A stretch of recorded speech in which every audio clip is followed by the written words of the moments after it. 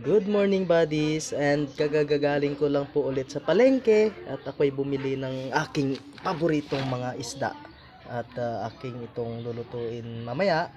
So we have here timbungan, or ang tawag nito ay salmonete. Sa amin ay timbungan or bakan. Yan, masarap po itong sabawan. Isa po yan sa aking mga paboritong isda. Yan. And pangalawa, itong pampano. So, luluto ko to bukas sa magbagong taon. Ipiprito ko lang or iihaw ko lang po yan. And of course, itong anong tawag dito? Barira. Kamukha po siya ng tambilawan or yung balo. Pero ang pagkakaiba po, ang balo po kasi or tambilawan ay bilog. Ito naman ay palapad.